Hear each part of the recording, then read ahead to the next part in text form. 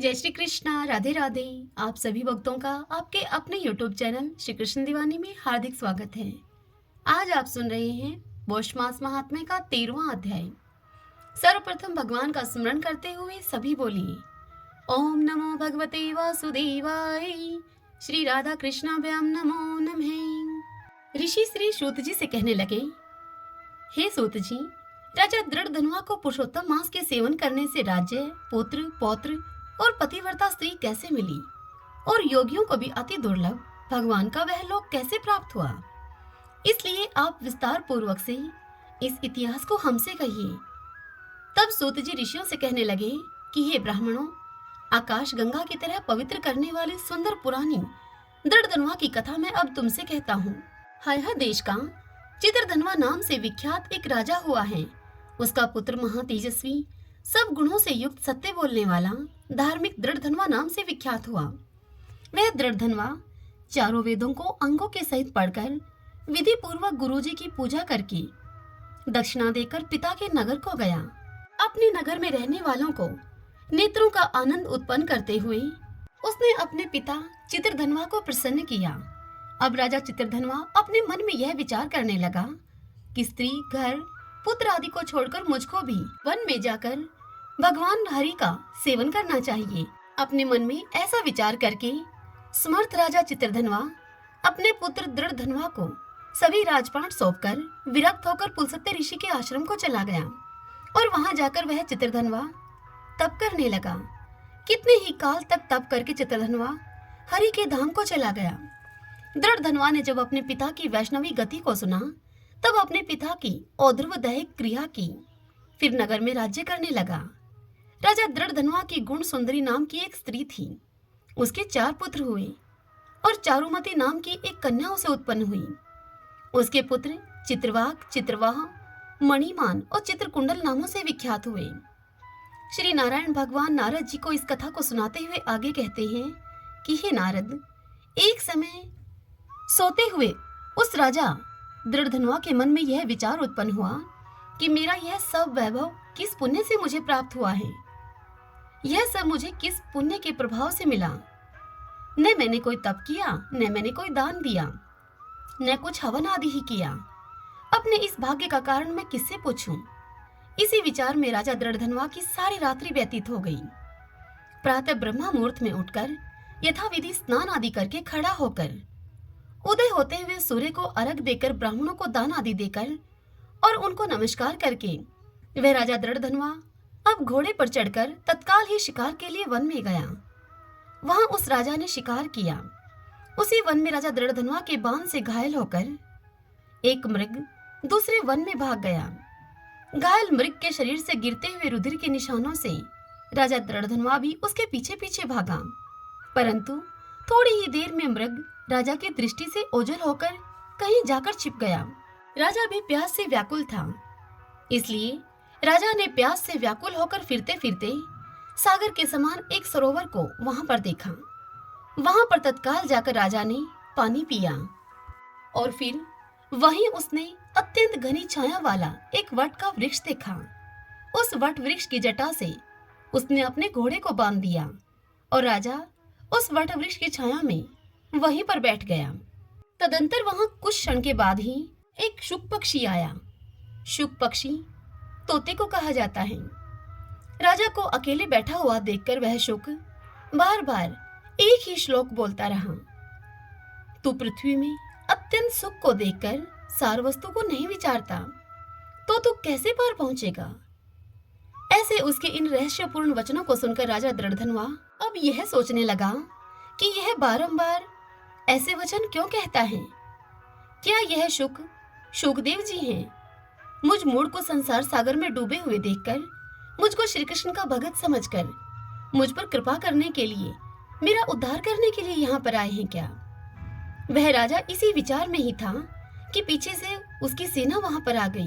वह तोता तो राजा को यह उपदेश देकर अंतर्ध्यान हो गया और राजा अब अपने नगर में आकर शुक के कहे हुए उन वाक्यों को स्मरण करता रहा।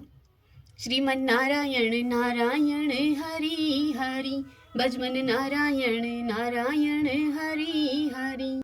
आइए भक्तजनों, अब हम ब्रह्मा वैवर्त पुराण से नारद जी के पूर्व जन्म की कथा का श्रवण करते हैं। सूत नंदन शोते जी कहते हैं शौनक जी से कि हे ब्राह्मण, उस ब्राह्मण कुमार को आया हुआ देखकर देव समुदाय उठकर खड़ा हो गया था। फिर वहां पर सभा में उन सबकी परस्पर बातचीत हुई। ये ब्राह्मण रूपधारी साक्षात भगवान विष्णु हैं। यह बात देवताओं की समझ में नहीं आई। भगवान विष्णु की माया से मोहित होने के कारण वे पूर्वापूर्व की सारी बातें भूल गए थे। हे शौनक जी, उस समय ब्राह्मण ने सब देवताओं को संबोधित करके मधुर वाणी में वह सत्य बात कही जो कि प्राणियों के लिए परम कल्याणकारक थी।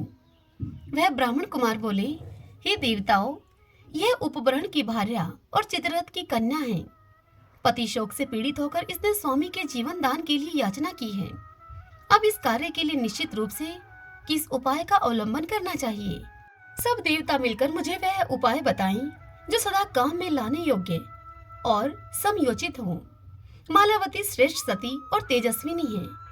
वह अपना मनोरथ सफल न होने पर समस्त देवताओं को श्राप देने के लिए उद्यत है। अतः आप लोगों के कल्याण के लिए मैं यहाँ आया हूँ और मैंने सती को समझा बुझाकर शांत किया है।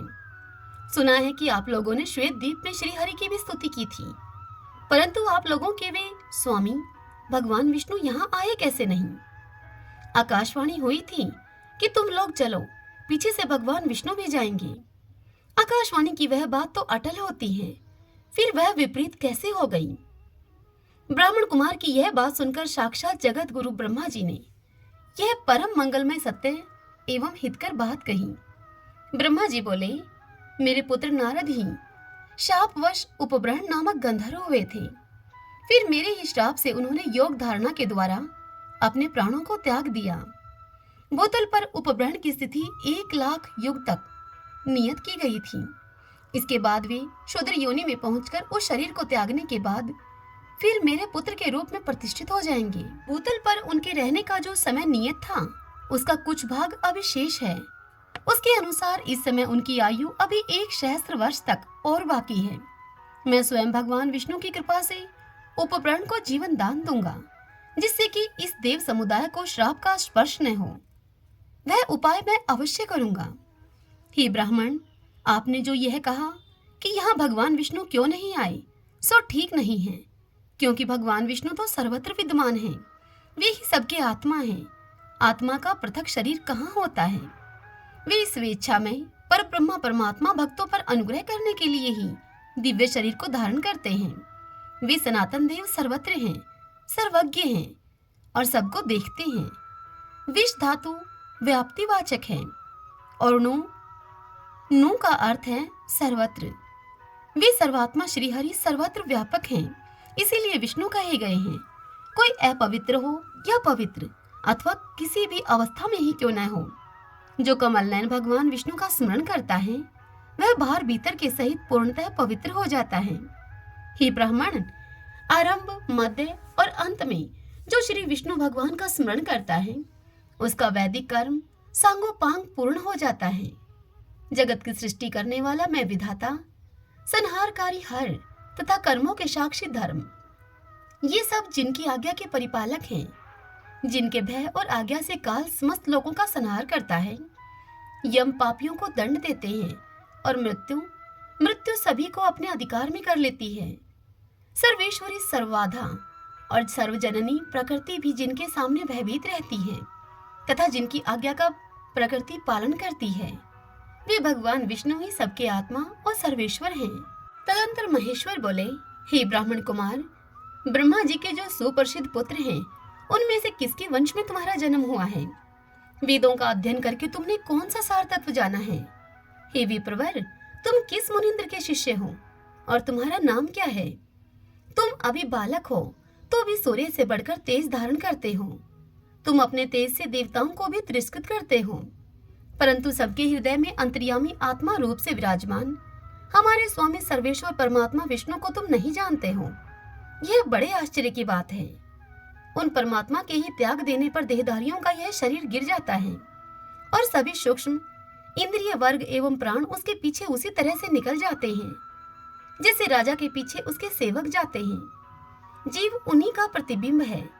वह तथा मन, ज्ञान, चेतना, प्राण, इंद्रिय वर्ग बुद्धि, मेधा, धृति, स्मृति, निद्रा, दया, तंद्रा, श्रद्धा, तृष्णा, पुष्टि, श्रद्धा, संतुष्टि, क्षमा, इच्छा और लज्जा आदि भाव उन्हीं के अनुगामी माने गए हैं। वे परमात्मा जब जाने को उद्यत होते हैं तब उनकी शक्ति आगे आगे जाती है। उपयुक्त सभी भाव तथा शक्ति उन्हीं परमात्मा के आज्ञा पालक हैं। देह में जब तक ईश्वर की स्थिति है तभी तक देहधारी जीव सब प्रकार के कर्म करने में समर्थ होता है।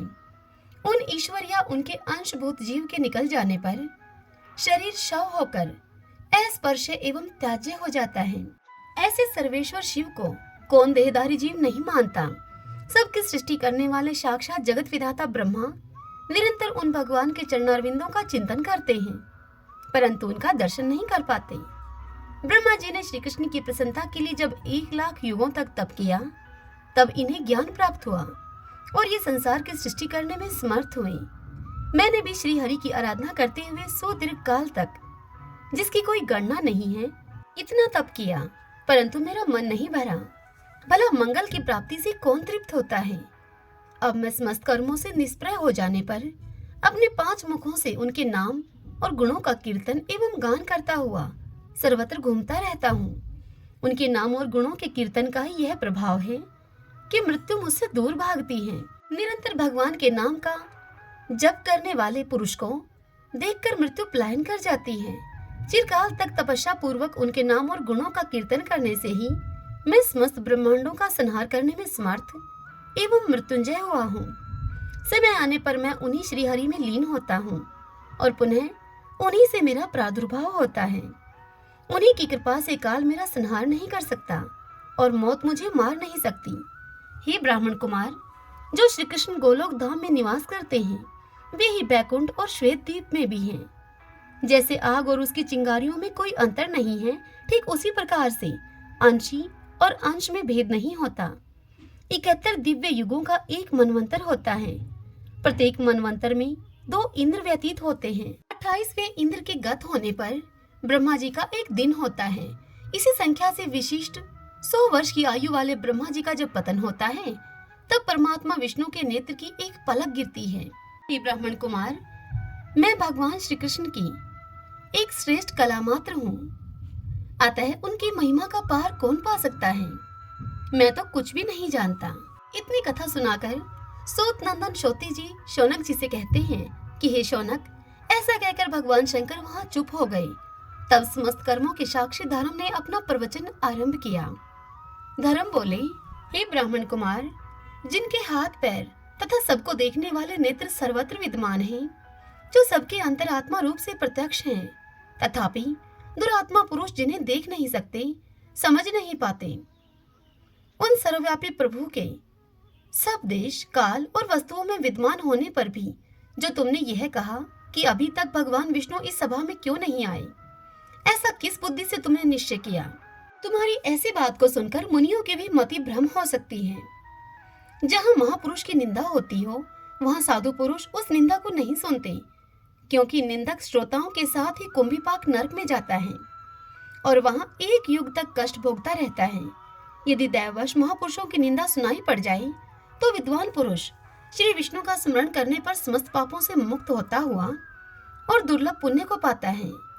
जो इच्छा या अनिच्छा से भी भगवान विष्णु की निंदा करता है तथा जो नराधम सभा के बीच में बैठकर उस निंदा को सुनता या हंसता है उस पर, वह ब्रह्मा जी की आयु पर्यंत कुंभीपाक नरक में पकाया जाता है।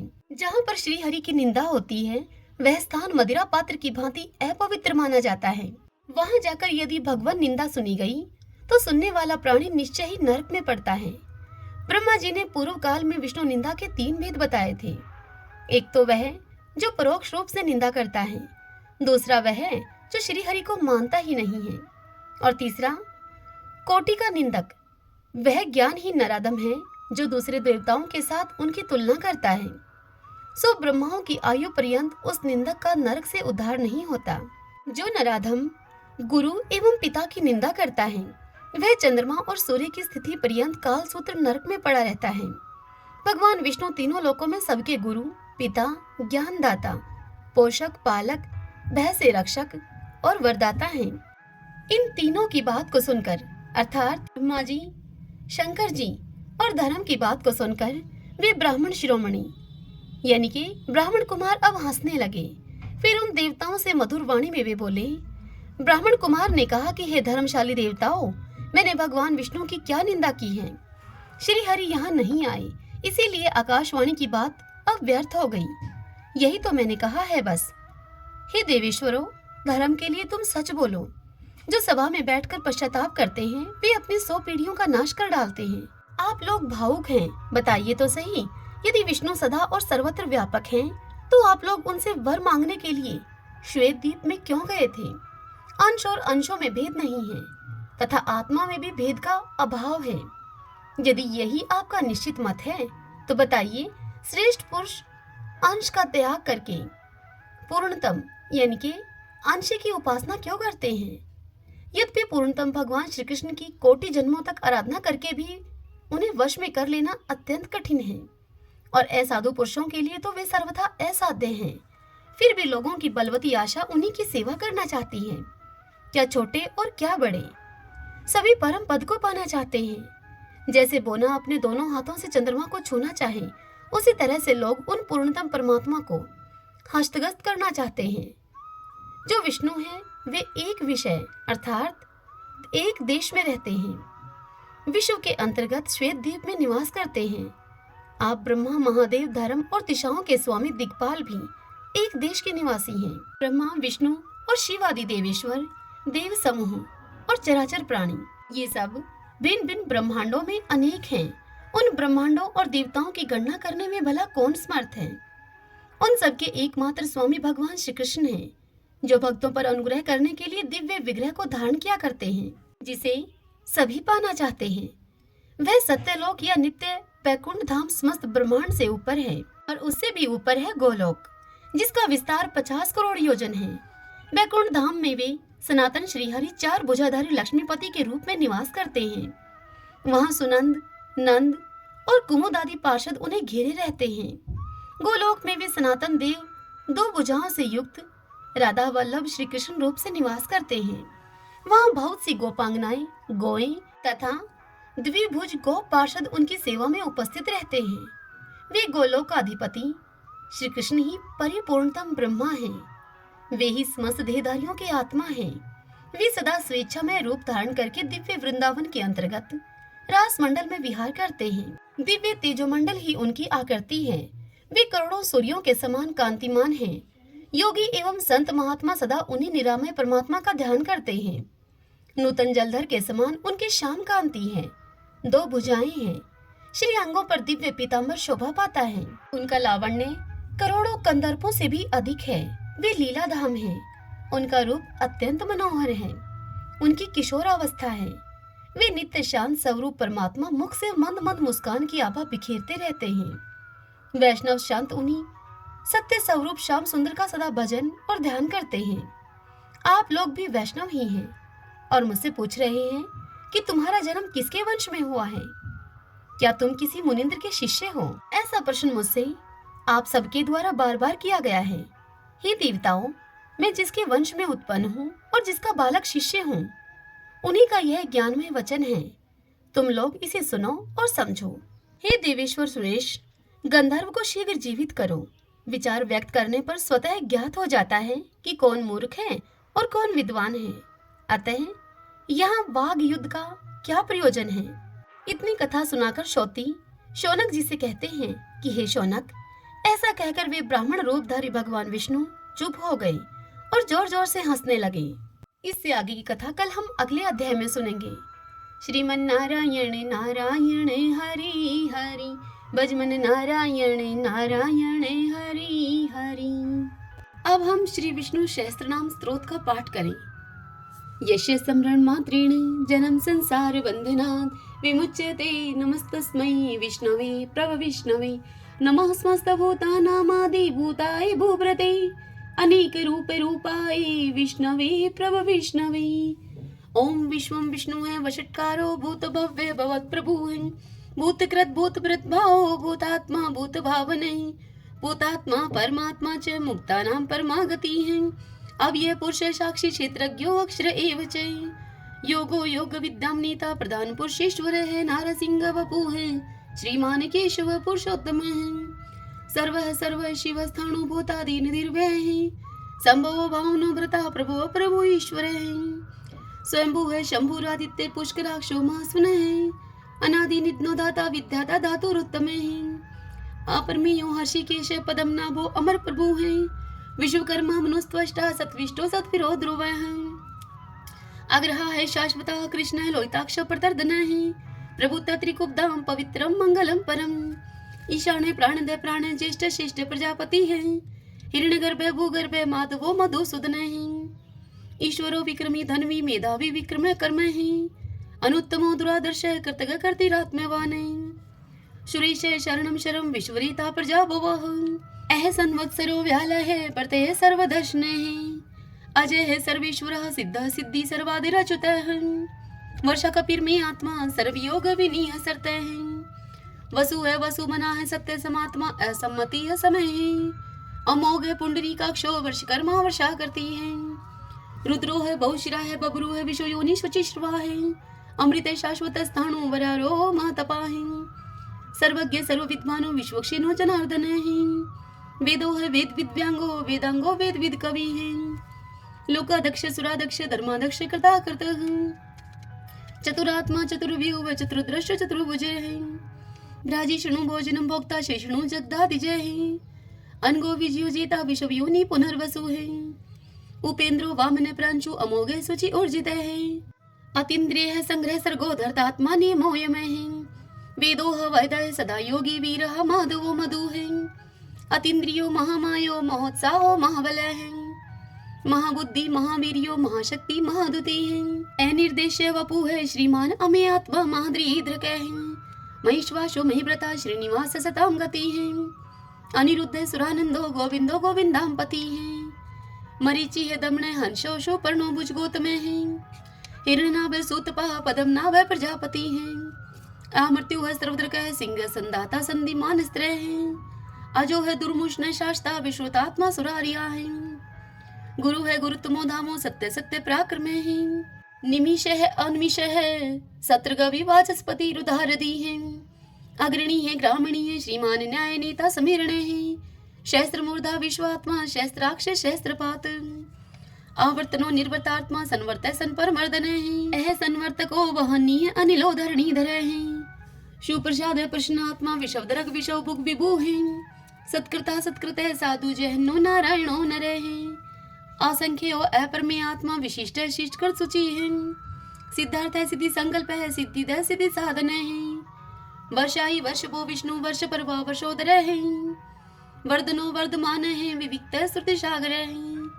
सुभजो दुर्द्रो वाग्मी महेंद्रो वसुधो वसु है, नेक रूप व्रत रूप है सिप विष्टि प्रकाश ने है। ओजस्ते जो दूती दर प्रकाशात्मा प्रताप ने है, रिद्ध स्पष्ट अक्षरो मंत्र चंद्राशो भास्कर धोती है। अमृतम शुद्धभव भानु शशबिंदु सुरेश्वर है, औषधम जगत सेतु सत्य धर्म पराक्रम है। भूत भव्य भवननाथ है पवन पावनो अनल है, काम काम कृतकांत है काम है काम प्रदय प्रभु है। युगाधिकृत युगावर्तो नेकमायो महाशन है, अदृश्य अव्यक्त रूप शस्त्रजित अनंत जित है। इष्टो अवशिष्ट शिष्टेष्ट शिखंडी नवशो वर्ष है, क्रोध क्रोध कृत करता विश्व बाहु महीधर है। अच्युत प्रतित प्राण है प्राण दो वासवानुज है, अपाम निदिर्दिष्टा नम परमत प्रतिष्ठित है। स्कंद स्कंदरो दुर्यो वर्दो वायु वाहन है, वासुदेव व्रत भानु आदि देव पुरंदर है। अशोक स्तारण स्तार शूर शौरी जनेश्वर है, अनुकूल शतावर्त है पद्मी पदम निवेक्षण है। पद्मनाभो अरविंदाक्ष पदम गर्भ शरीर भृत है, महदीरिदो वरदात्मा मोक्षो गरुड़ो दुजय है। अतुल शर्वो भीमा समयगो हवि हरि है, सर्व लक्षण लक्षणयो लक्ष्मीवान समिंत जय है। विक्षरो रोहितो मार्गो हेतु दामोदर सह, महिद्रय महाभागो वेगवान मिताश्न है। उद्भव शोभनो देव श्री गर्भ परमेश्वर है, कर्णम कारणम कर्ता विकर्ता गहनो गोवे है। व्यवसायो व्यवस्थान संस्थान स्थान दो ध्रुव, प्रहृदि परम स्पष्ट चतुष्ट पुष्ट शुभेक्षण है। रामो विरामो वीर जो मार्गो ने उन्हें अनिय है, वीर शक्ति मतम श्रेष्ठो धर्मोधरम विदुत्तम है। वैकुंठ पुरुष प्राणे प्राणदय प्रणवय प्रथु है। हिरण्यगर्भ शत्रुघ्नो व्याप्तो वायुर्दोक्षजे है। ऋतु है सुदर्शन काल परमेष्टि परिग्रह है। उग्र संवत्सरो दक्षो विश्रमो विशव दक्षिणे है। विस्तार स्थावस्थाणु परमाणम बीजम व्ययम। अर्थो अनर्थो महाकोशो महाभोगो महाधने है। अनिर्विणय सत्विष्ट है अबूह धर्म यूपो महामखे है। नक्षत्र नेमि नक्षत्री शमय शामय शमी हने है। यज्ञ इज्य महेजे चे कर्तुस्त्रम स्ताम गति है। सर्वदर्शी विमुक्तात्मा सर्वज्ञो ज्ञानम उत्तमम। सुवर्त सुमुख सूक्ष्म सुघोष सुखद सुहर्त है। मनोहरो जीत क्रोधो वीरबाहु विधारणे। स्वापने सर्वशो व्यापी नेकात्मा नेक क्रम कृत। वत्सरो वत्सलो वत्सी रतन गर्भ धनेश्वर। धर्म गोप धर्म कृत धर्मी शत अशत शर्म अक्षरम। अविज्ञाता शस्त्रांशु विधाता कृत लक्षण। गपस्तीने मी सत्वस्त सिंहो भूत महेश्वर। आदिदेवो महादेव देवशो देव भृत गुरु है। उत्तरो गोपतिर्गोप्ता ज्ञान गम्य पुरातन है। शरीर भूत भृत भोक्ता कपिंद्रो बुरी दक्षिण है। सोमपो अमृतप सोम है पुरुषित पुरुषोत्तम है। विनियुजे सत्य संदो दाशर सत्वतम पति है। जीवो अविनिता साक्षी मुकुंदो अमित विक्रम है। अम्बो निदिर्णंतात्मा मोदधिशयो अनंत के है। अजय है मार है स्वभाव जीता मित्र प्रमोदने है। आनंदो नंदनो नंद सत्य धर्मा त्रिविक्रम है। महर्षि कपिलाचार्य कर्तघमेदनी पति है। त्रिपद त्रिदशा अध्यक्षो मास्टरं कृतांत करते हैं। महावराहो गोविंद सुषेण कनकांगदी। गुह गभीरो गहनो गुप्त चक्र गदाधरे। वेदा स्वंगो अजित कृष्णो दृढ़ संकर्षण अच्युत है। वर्णो वारुणो वृक्ष पुष्कराक्षो महामना है। भगवान भगानंदी वनमाली हलायुदय है। आदित्यो ज्योतिरादित्य शैषणो गतिस्तमः। शुधन्वा खंड परशु है दारुणो द्रविण प्रदय है। द्विस्वर्ग सर्वदृग व्यासो वाचस्पति योनिजय है। त्रिशामा शाम गय शाम निर्वाणम बीजम विष्कय है। संन्यास कृष्ण शांत निष्ठा शांति प्रायणम। शुभांगम शांति दय सत्रष्टा कुमुदय कुवलेशय। गोहति गोपतिर्गुप्ता वृषभाक्षो वृष प्रिय है। निवर्ति निर्वर्तात्मा संक्षिप्ता श्रीमकार शिव है। श्रीवत्स्वक्षा श्रीवास श्रीपति है श्रीमतांबर है। श्रीदय श्रीश श्रीनिवास श्रीनिधि है श्री विभावने है। श्रीधर श्रीक्रह श्रेय श्रीमान लोकत्रयाश्रय है। स्वक्षय स्वंगस्तानंदो नंदिर ज्योतिर्गणेश्वर है। विजितात्मा विधेयात्मा सत्कीर्ति छिन संशय है। उदृण सर्वत चक्षु अनिश शाश्वत अस्त्र है। भूषयो भूषणो भूत विशोक शोक नाशने है। अर्चिस्मान अर्चित कुंभ विशुद्धात्मा विशोधने है। अनिरुद्धो अप्रतिरथ है प्रद्युम्नो अमित विक्रम है। कालने मीनिहा वीर शौरी शूर जनेश्वर है। त्रिलोकात्मा त्रिलोकेश है केशव केशिहारी है। कामदेव कामपाल कामिकांत कृतागम है। अनिर्देश बपु विष्णु वीरो अनंतो धनंजय है। ब्राह्मणियो ब्रह्माकृत ब्रह्मा ब्रह्म ब्रह्मा विवर्धने है। ब्रह्माविद ब्राह्मणो ब्रह्मी ब्रह्माज्ञो ब्राह्मण प्रिय है। महाकर्मो महाकर्मा महातेजा महोरगे है। महाक्रतु महायज्वा महायगो महावीर। सत्वय स्तव प्रिय स्तोत्रम स्तुतरण प्रिय है। पूर्ण पुरिता पुण्य पुण्य कीर्ति अनामय है। मनोजव तीरथ करो वसुरेता वसु प्रदय है। वसु प्रदो वासुदेवो वसु है वसु मनाहावी है। सदगति है सत्कृति है सत्ता सद्भूति सत्य प्रायणे है। सूरसेनो यदुश्रेष्ठ है सन्निवास है स्वयामुने है। भूतावासो वासुदेव सर्वासु निलयो अनिलय है। द्रपः द्रुप्तो द्रुप्तो दुर्दुरो अपराजित है। विश्वमूर्ति महामूर्ति दीप्तमूर्ति अमूर्तिमान है। अनेक मूर्ति अव्यक्त है शतमूर्ति शतानन है। एकोनेक स्वः किमि तत्पद अनुत्तमम्। लोकबंधु लोकनाथो माधवो भक्त वत्सल है। स्वर्ण वर्णो हेमांगो व्रांग चंदनांगदी। वीरः विश्व शून्यो गर्ताशी अचल चल है। एमानी मन दो मानो लोक स्वामी त्रिलोक द्रक। सुमेधा मेध जो धन्य सत्य मेधा धराधर है। तेजो वृषो दुतिधर सर्वशस्त्र प्रतांबर है। प्रग्रो निग्रो व्यग्रो नेक श्रृंगो गदागर जय है। चतुर्मूर्ति चतुर्बाहु चतुर्व्यूह चतुर्गति है। चतुर आत्मा चतुर्भाव चतुर्वेद विद एक पात। समावर्तो अनिर्वर्तात्मा दुर्जो दुर्ति कर्म है। दुर्लभो दुर्गमो दुर्गो दुरावासो दुरारियाहि शुभांगो लोक सारंगे सुतंतु सुतंतु वर्धने इंद्रकर्मा महाकर्मा कृतकर्मा कृतागमे उद्भवो सुंदरो सुंदो रत्ननाभ सुलोचने अर्को वाशन श्रृंगी जयंत सर विजयी है स्वर्ण बिंदु अक्षोभय सर्वागी सुरेश्वरे महाहदो महागतो महाभूतो महानिधि कुंदे कुंदरे कुंदे पर्जने पावनो अनिले अमृताशो अमृतोपुह सर्वज्ञ सर्वतो मुखे शूलुभ शुवर्त सिद्ध शत्रुज शत्रुतापने ने क्रोध उदम्बरो अशुत चाणुरांत निशूदने शस्त्रार्थी सप्त जीव सप्तदा सप्तवाहने अमूर्ति अनगे अचिंत्य भयकरद भय नाशने अणुः व्रतः कृश स्थूल गुणवृत निर्गुणे महाने ऐद्रते सवद्रते श्वासे प्रागवंशो वंशवर्धने भारव्रत कथिते योगी योगीश सर्व कामदे आश्रम शर्मण श्यामे सुपर्णो वायु वाहन धनुर्धरो धनुर्वेदो दंडो दमिता दमे अपराजिते सर्वशहो नियंता नियमो अयमे सत्ववान सात्विक सत्य सत्य धर्म प्रायण अभिप्राय प्रियारो अर्ह प्रियकृत प्रतिवर्धने विहार सगति ज्योति है सुरुचि उद्भुग विभु है रवि विरोचन सूर्य है सविता रवि लोचने अनंत हूत भूत भोक्ता सुख दो नेक जो अग्रजे है निर्णय सदामर्षि लोकधिष्ठानम अद्भुत है सनात सनातन तमय कपिल है कपिर पे है स्वस्ति स्वस्ति कृत स्वस्ति स्वस्ति भुक स्वस्ति दक्षिणे है रुद्र कुंडली चक्री विक्रम मुझे शासन है शब्दातिक शब्द शह शिशिर शर्वरी करे क्रूर पेशलो दक्षो दक्षिणे शमीणांबर है विदुत्मा विद्भय पुण्य शर्वण कीर्तन उत्तारणो दुष्कृति पुनोदश पन्नाशने वीर रक्षण संतो जीवन प्रिय वस्थित